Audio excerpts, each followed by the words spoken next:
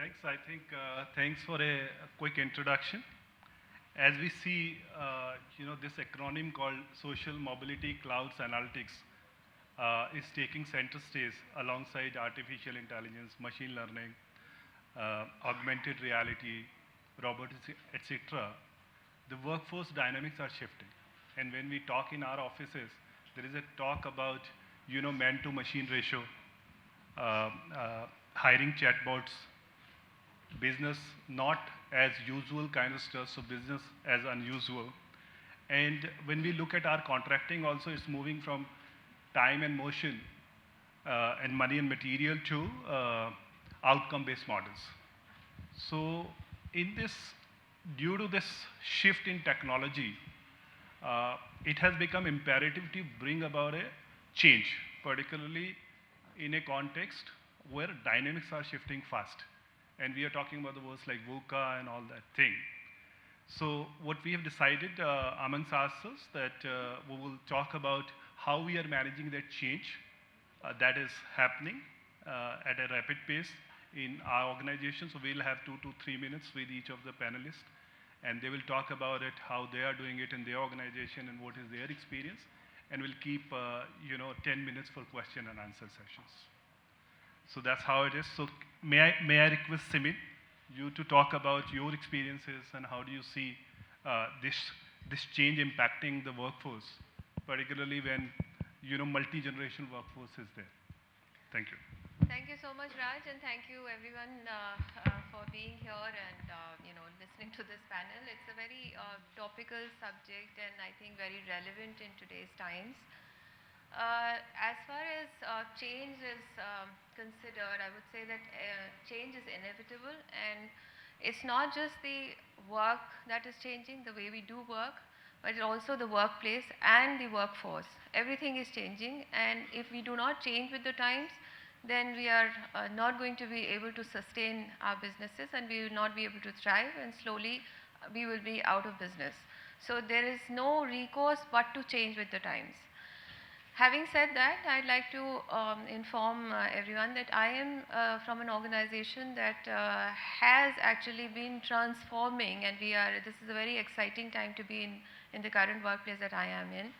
We are a 90-year-old organization, and we have managed to grow year on year simply because we have adapted to change, and we have managed to bring in whatever is required to remain at top of our game everywhere. So whatever services and products that we offer to our clients, they have remained number one in their own various categories. So I represent DS Group.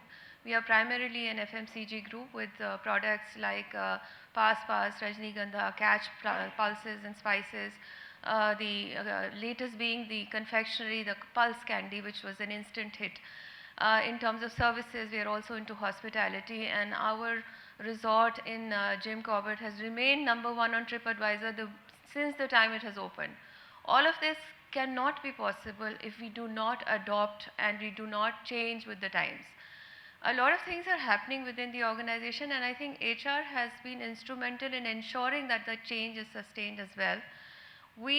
While we acknowledge that there's a requirement of bringing in AI and ML into a lot of our processes, incidentally, I've also now started handling business excellence as heading that function. So changing the processes, changing the way we are doing our work in whether it is the manufacturing or the sales departments, we have introduced a lot of technology in a lot of our processes, and that definitely has helped us. But what that has also meant is that whenever we introduce a change, there is always a bit of anxiety that comes in with that, and employees start feeling a little threatened.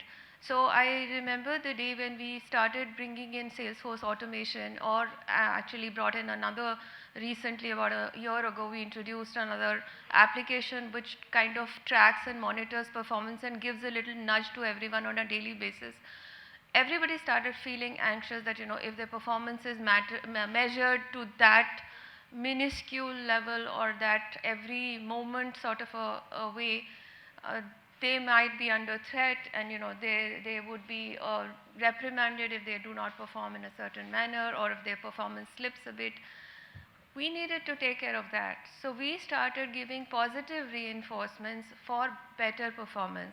And that is what started encouraging people. So, from HR point of view, we've done a lot.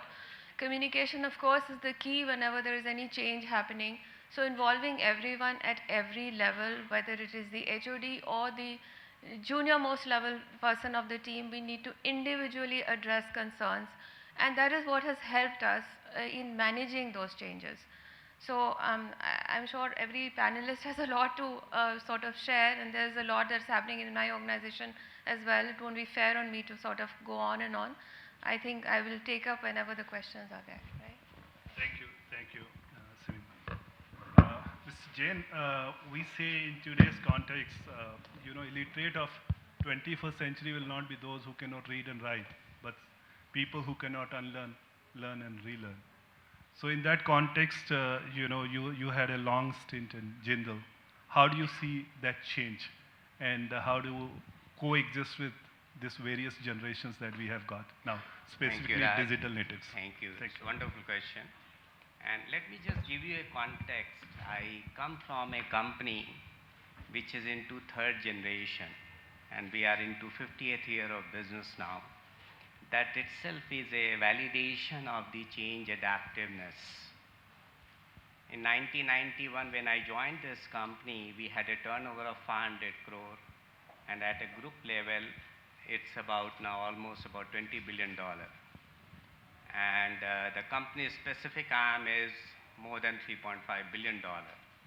And how there has been a transition from one generation to another to the third one which is going on, is a great success story. Second thing, if you look at, there are two kinds of changes happening around. One is when proactively organizations are changing and preparing themselves to meet the challenges outside. And the second one is when they have to respond to the changes suddenly coming. And the very recent example is the way we are kind of preparing ourselves to change in terms of the coronavirus. Trying to find out the antidote for that. Suddenly something disruptive has come, and we are doing that. Now, coming to this in today's context, I have been through the entire process maturity cycles of the HR. When I started in BHEL, that time, in say 80s, was a period of say time office to personal and administration to human resources management to human resources development. So it's a great kind of change adaptiveness on the HR professional also, how they have matured themselves to being a timekeeper to today finding a position at the board level also. And the second thing is how the roles of HR have changed today is, I look at the two kinds of very important pivotal ones. Number one is how the HR becomes the head of the productivity in an organization. In other words, you can say HR has to become director of productivity. And second thing is, the second side to this is the HR has to become the director of learning in the organization. And that learning is how does HR help preparing the organization through a process of continuous learning to unlearn the old system, redundant systems, and start learning which are the new ones, which are the ones which are adding value.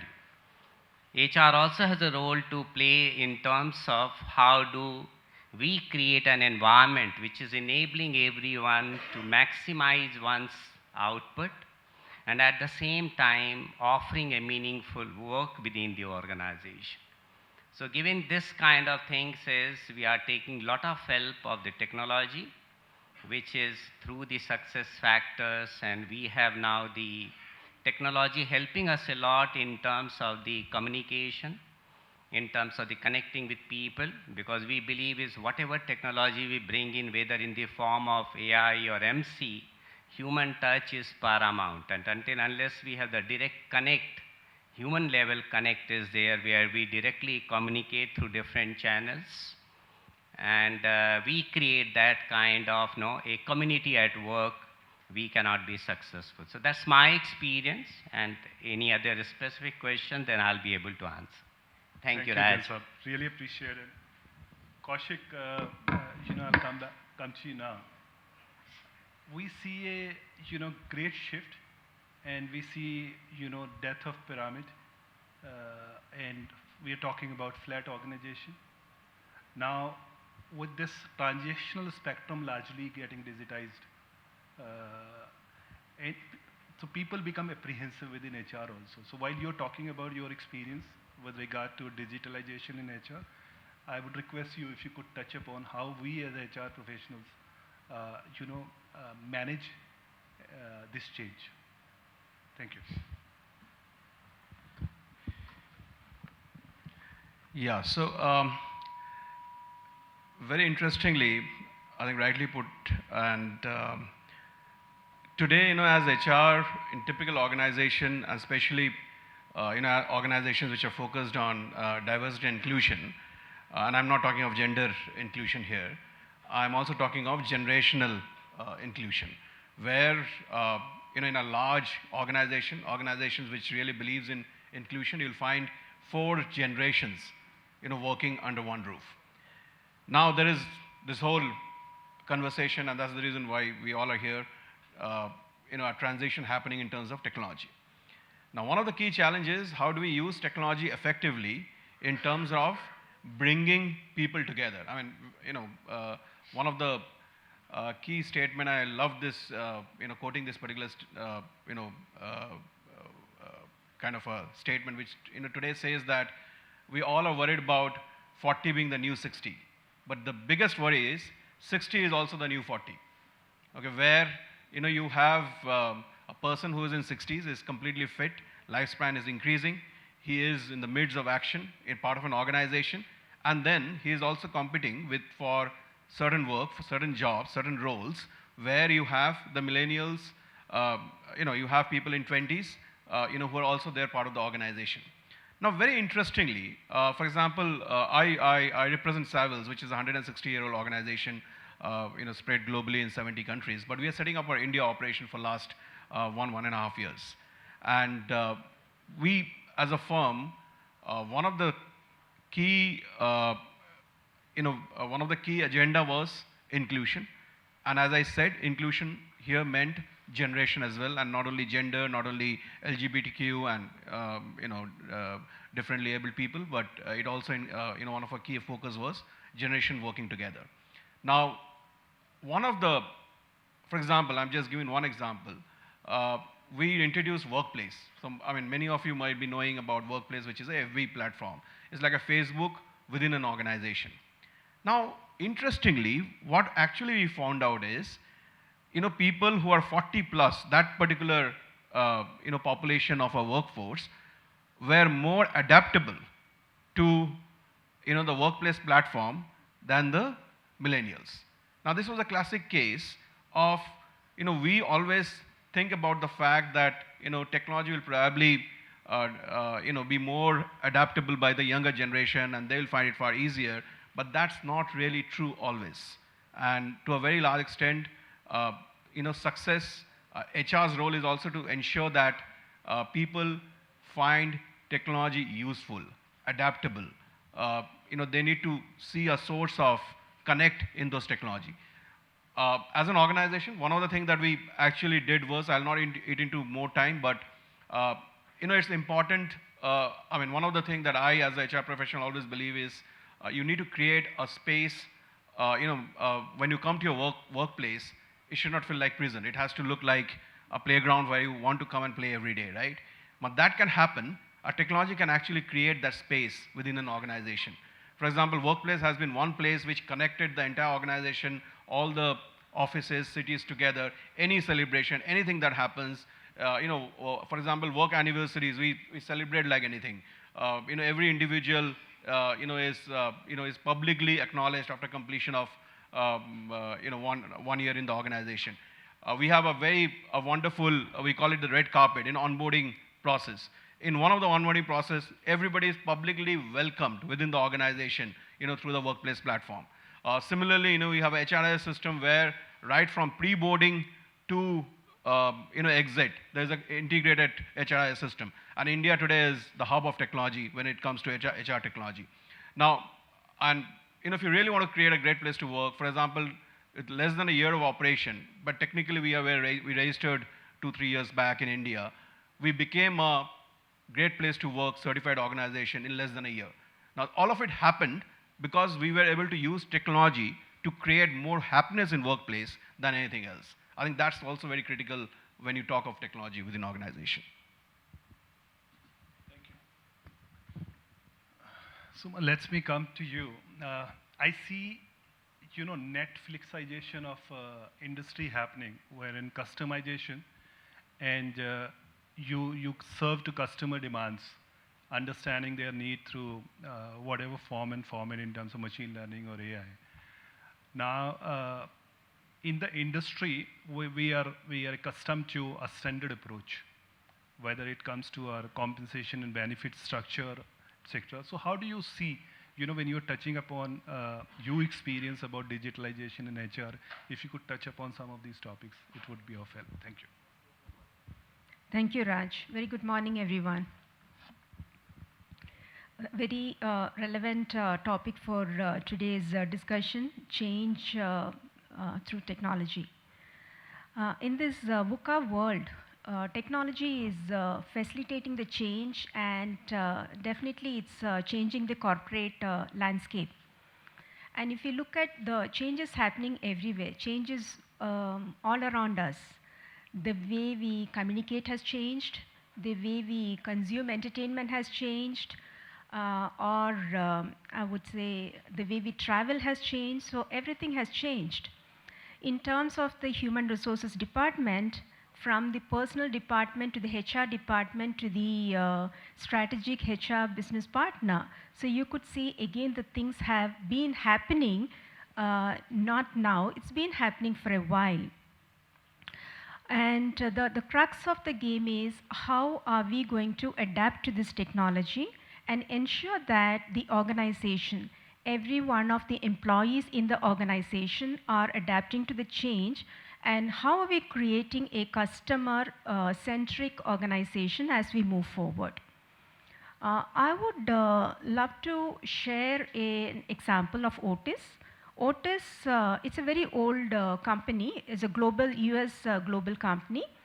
And the first elevator of Otis was installed at Raj Bhavan in Kolkata some 126, 27 years back. So it's a very old organization in the country.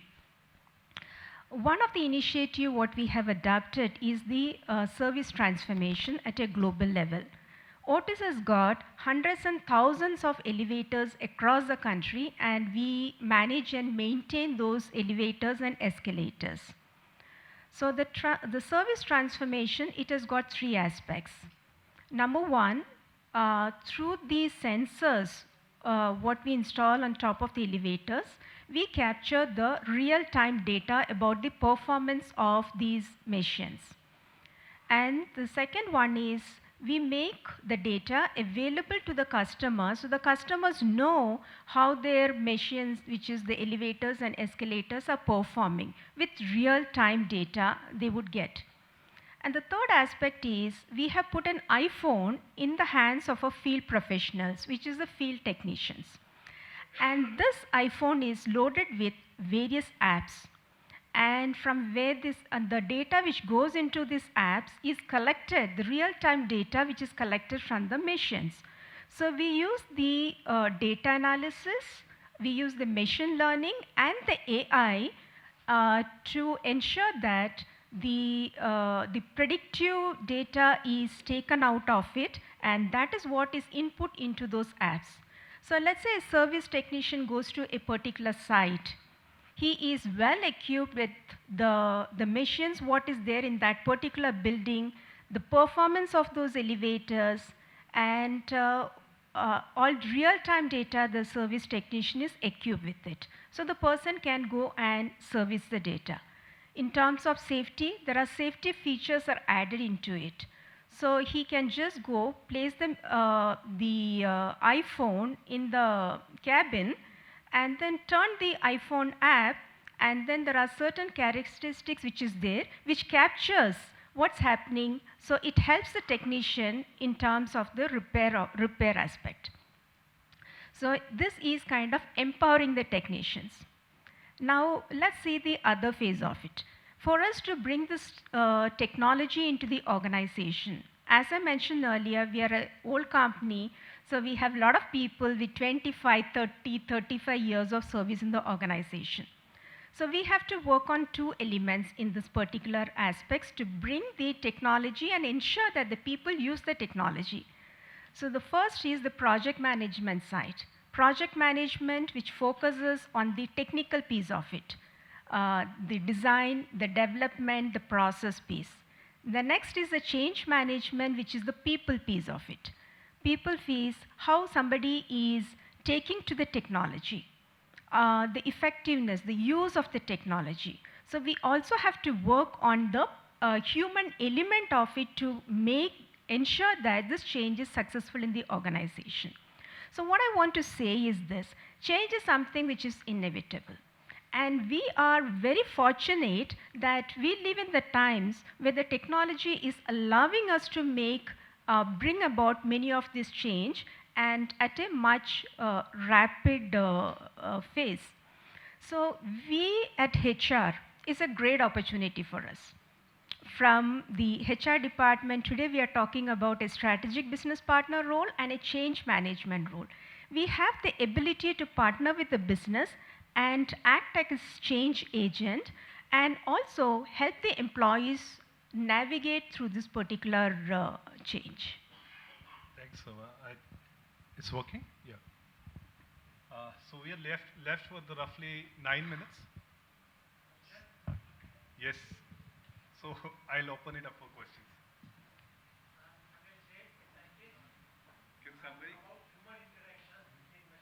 Can somebody give in the mic, please?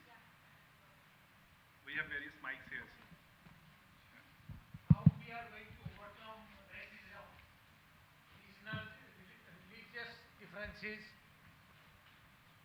regional differences, prejudices, and racism when we are talking between humans and machines.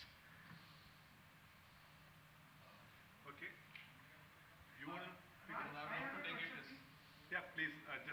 We'll adjust that and we'll come back. That's why I just wanted to make sure that we have 10 minutes left. How we are going to overcome racism when call center were introduced in India. Caller used to say, "Shut up, you Indian." Okay.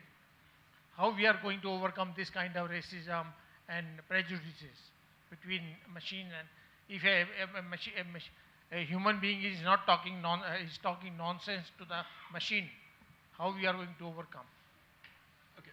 I'll just take up a little bit on this subject.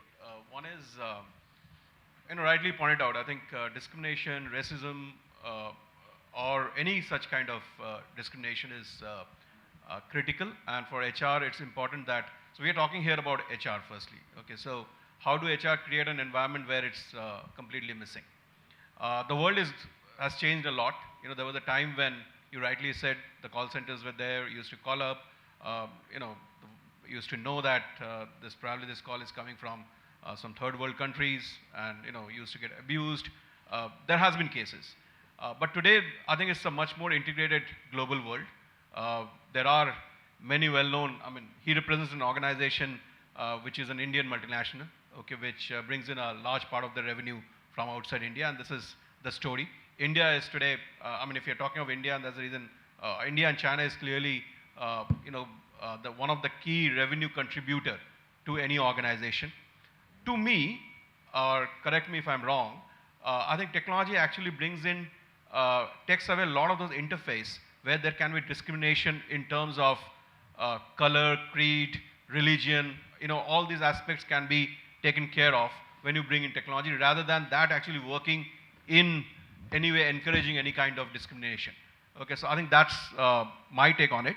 And that's why D&I is, as a policy, an organization, should be extremely focused on inclusion of individuals without any discrimination basis color, religion, sex, creed, or anything. And I think that's one of the key objectives of any HR in any organization. And if I may add to his answer is technology is a great equalizer. So globally then technology is there, then there is no discrimination on the race or color or bias and all that. In fact, one of the greatest kind of advantage for the HR function using technology is there at the time of recruitment, while screening applications. If you adopt the technology, then you are really getting rid of any kind of bias or prejudice which can be done when there is a human intervention into this. And so technology helps us all into bringing about inclusivity, brings in the diversity, and also technology does away with all those kind of discriminations. Thank you. Well said. Mr. Gupta. Yeah. Thank you, Raj.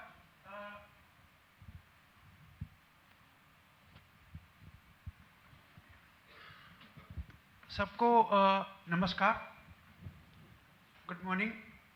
Appreciate BW bringing us together. My question is very straight and funny too. Straight to any CEO sitting in this hall, either on the dais or on the audience, in the audience, how to request, how to mold, if I can put that, Jansa, the CEO to steer the transformation. As a HR head or a advisor HR, multinational, various locations globally, I have requested the CEO to come in the stream, steering, transformation. I have been successful to the extent of 49%. Can somebody on the dais or from the audience give me a clue how to request, how to steer the CEO to augment transformation? Thanks a lot, Raj, for listening and trying to answer. Thanks a lot once again.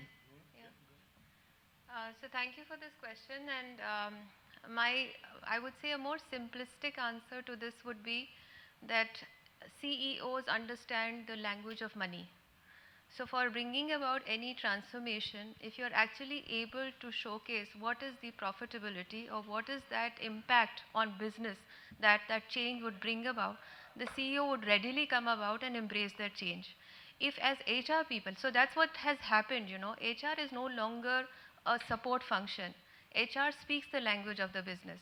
As HR professionals, if we are able to bring about that, understanding, and we are ourselves able to understand what is the positive impact that particular change that we are bringing or suggesting to bring about is going to have ultimately on the business, and we are able to translate that and speak out and tell them, that's when the CEOs readily come across and they will sort of not just embrace change but also be the change drivers. So for any change to happen, it has to actually happen from the top as well. The top management needs to actually buy in and make sure that everybody comes along with that. Yeah. I echo what she mentioned. Just not for the top guy in the organization. For anyone in the organization, according to me, the first thing is the desire for change. And the desire for change will come only if they see what is in it for me. It could be in the form of profitability, or it could be in the form of the business longevity, or any other aspect. So once a person understands what is in it for themselves, what is in it for me, and that's when the change starts. And once the desire is created in a particular individual, then we can go on to the next level of creating the awareness. Because if somebody has got a desire, then they will ensure that they go read about it, learn about it, and increase their awareness. And then follows the rest of the things, which is the knowledge, how to bring about the change. An important element is ability to bring the change. And when the change has happened, and how are you going to reinforce the change? Reinforcement of the change can happen different ways. That is talking about the change, recognition, rewarding, communication, X number of things can happen. But it needs to become a way of life, and that's when you can say it's reinforced. Otherwise, it just goes back, the circle goes back to the first, which is the desire. So I'll just add a little bit here as well. Sometimes, you know, HR, and I'm talking of only HR right now, sometimes HR in all its enthusiasm, and because there's so much of buzzword that, you know, bring in AI, bring in change, bring in that, we sort of introduce things which may not even be required in our businesses. So first of all, we need to understand whether the change is even needed, and if it is, then you know, figure out what is the impact going to be, and then try and introduce it. I can just slip in last question if somebody has, because time is, and then whatever hands are raised, you know, some of us are here, at least I'm here, you know, talk to me offline, and I will also talk to you about offline, because I had this experience in UK. Yes. So one of you, anybody, quickly. Hi, I am Monica from Lifestyle International. So we spoke of generational inclusion, wherein 4 generations are working together. 60 is the new 40 and 40 is the new 60. And we have Gen Y and Z who are more tech savvy. And we have 50 plus who come with a plethora of experience. So how do we bridge the gap of experience and tech savvy people as HR enablers? Yeah, it's like, no, how do you take the knowledge and wisdom together? Keep the two together and you get the answer. So reverse learning is also critical. Yeah, so I learn quite a bit from my daughter, rather than what she learns from me, and that's the way it is. But we cannot take any more questions because time is up. Can I just add half a line? Okay. So I think it's a myth that you know, people in 50s are less adaptable to technology. It is not always true. And time and again, most organizations, when you do an internal study or implementation of any you know, technology, I mean any kind of technology, whether it's business, whether it's HR, it is not necessary that, you know, it always happens that the people in the new generation is more adaptable to it. It's not really, because the learning, people who are successful in 50s are the one who are constantly learning, and they do adapt technology well. And he learned from his daughter. He talked about, I learned from my dad, and he was a government servant. I saw in 80s the computerization of government that happened, and he was a finance guy who went on to get a Bhatnagar for technology. Until today in MS Office, I've not seen anybody who was as good as him. He's no more. But so that's a classic case in-house which I've seen, how a person adapts technology and is able to, you know, take it to the next level. So I think, you know, there is age and technology, to me, my experience says, is not really is directly proportional. Many a times inversely proportional as well. Thank you, sir, and thank you for being such a wonderful audience. Thank you. Over to you, ma'am.